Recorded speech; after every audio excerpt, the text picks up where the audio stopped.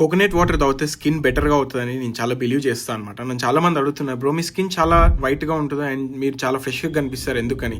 ఇది diet and work out వల్ల వచ్చిందండి. నేను ఏదో క్రీమ్స్ వాడితే రాలేదు. సో మీరు ఇప్పుడు ఒకటి గుర్తుపెట్టుకోండి, క్రీమ్స్ కాదు, ఇంటర్నల్గా ఏదైతే మనకి ఇస్తామో అదే మనకి బయటికి రిఫ్లెక్ట్ అవుతుంది అనమాట. నిన్న ఈవినింగ్ వీకెండ్ కాబట్టి మా అన్న ఇంటర్నేషనల్ ట్రిప్ నుంచి ఒక బాటిల్ అయితే తీసుకొస్తే దాన్ని అయితే ఓపెన్ చేశారనమాట. నేను జనరల్గా డ్రింక్ చేయను, ఒకేషనల్గా డ్రింక్ చేస్తాను అప్పుడప్పుడు. 3 weeks బ్యాక్ చేసా, ఒక 30 ml అయితే పోసుకొని ఇది అయితే టేస్ట్ చేశాను అనమాట. ఇది చాలా అంటే చాలా హార్డ్గా ఉండే.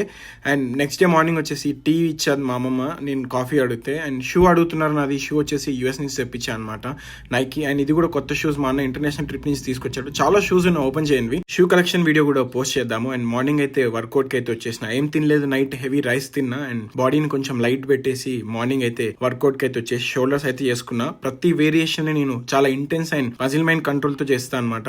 అండ్ ఇన్ బిట్వీన్ సెట్స్ ఎప్పుడైనా షోల్డర్స్ ఫ్లెక్స్ చేస్తే మంచి రౌండ్నెస్ బిల్డ్ అవుతుంది, మీరు ట్రై చేయండి. అండ్ ఇన్ బిట్వీన్ వర్కౌట్ నేను నా ఫ్రెండ్ అయితే ఇలాంటితో బాటిల్ ఉంటే దాంతో కాసేపు ఆడుకుంటూ అట్లా ఆర్మ్స్ అయితే చేసినాం అనమాట. ఆర్మ్స్ అయితే చాలా ఎక్స్ట్రీమ్ లెవెల్లో చేసా, పీక్ మజిల్ ఇక్కడ మీరు నీట్ గా చూడొచ్చు.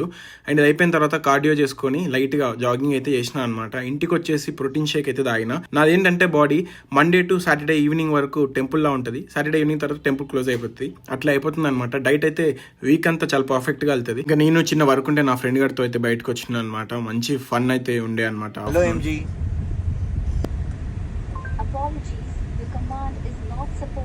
ఇంగ్లీష్ రాదు మాట